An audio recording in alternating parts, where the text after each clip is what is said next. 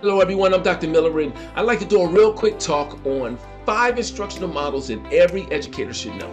Now we know every classroom is filled with learners who think differently, learn differently, and bring their own experiences to the learning space. So because of this, effective teaching cannot rely on just one single instructional model. We have to be skillful in our teaching so that we can introduce or utilize rather multiple instructional models so we can reach every student and create meaningful opportunities so that they can all succeed.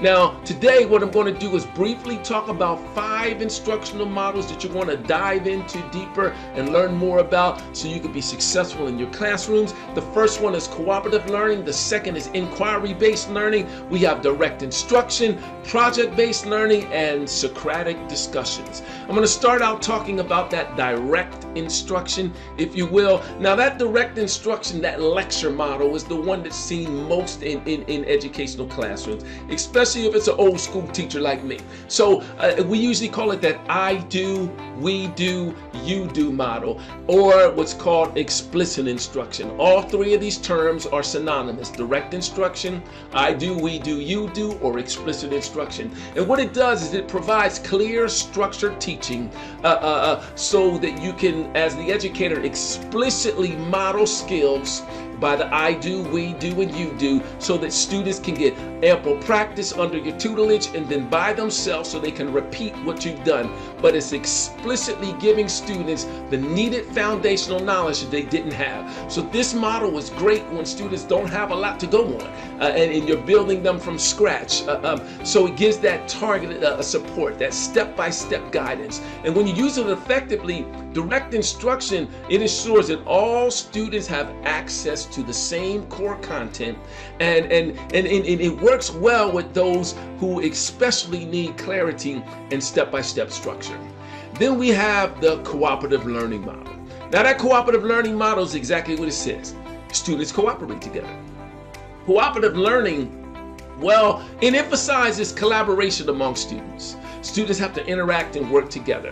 So they learn that working together to solve problems makes things easier. They share ideas, they support one another. You know, 2 brains are better than 1. And what this model does is it builds communication skills, which strengthens relationships. At the same time, it creates an inclusive environment where barriers are crossed and students learn from each other. So this is also powerful because now the students are learning on a level and in a language that often we as educators don't speak. So the cooperative learning crosses and it goes into places where the average educator in the classroom doesn't know how to reach.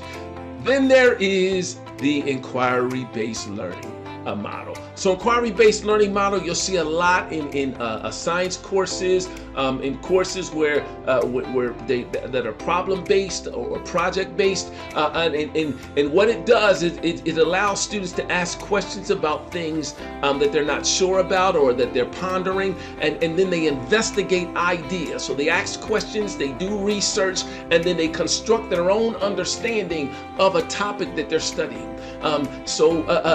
That triad, that questioning, investigating, and constructing their own understanding, what it does, instead of just simply receiving information and someone telling them, they're taking what they know, they're getting some new knowledge or some new resources through research, and they're expanding their own boundaries. So they're learning how to grow on their own, where the teacher now becomes the facilitator and not the sage on the stage. So students become active thinkers.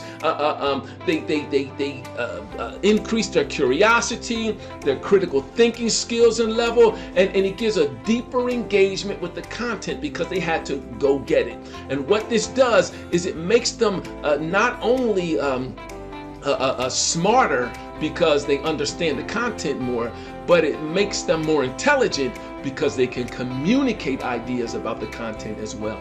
And then there's that project-based learning model. This is a very powerful model, that hands-on approach we like to call it. Real-world, hands-on, project-based, problem-based, all are synonymous skills. Sometimes you'll see it listed as just the letters PBL.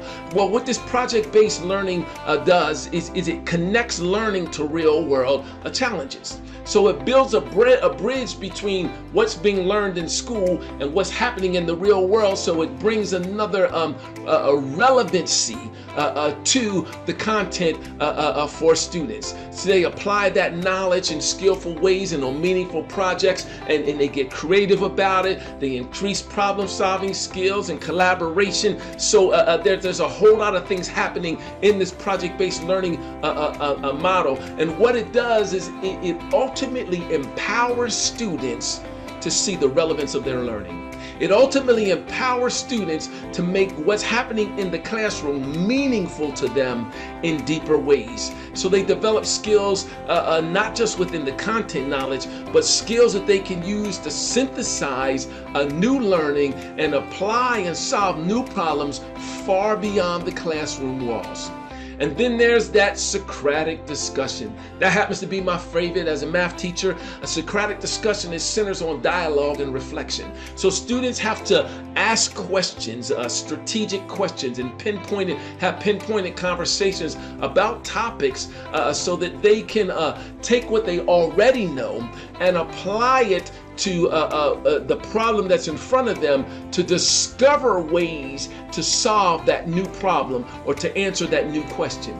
So through thoughtful questioning, discussion, students, they kind of analyze an idea, they challenge assumptions that they already have and that each other have, and they refine their thinking. They come up with solutions that make sense and match all the laws or procedures of what they already know. In other words, they discover a new way to do things or solutions to new content by simply asking questions and talking about it. And this supports that academic discourse. This supports their ability to talk about what they're knowing, to show, to display their practice, to justify their solutions and their processes. And it also helps them build their confidence in expressing their ideas and the stance in what they know, because they've come to their new solution based on what they've already knew in the past, communicating it, putting it in play,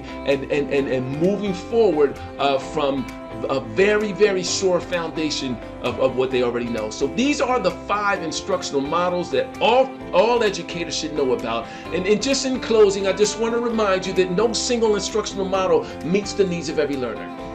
So we as educators, we need to understand how and when to shift between those models so that we can create thriving for all learning environments, so where there's equitable access to mastery for all students, so that all our students feel seen, so all of them feel supported, so all of them feel capable of succeeding.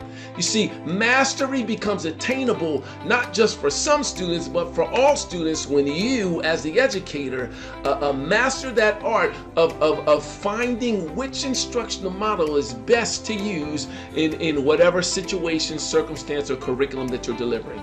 So if we can operate across all 5 of these instructional models, and then we can expand our impact, and we can strengthen equity and transform classrooms into spaces where thriving for all is the culture. I'm Dr. Miller, and those are 5 instructional models that every educator should be aware of.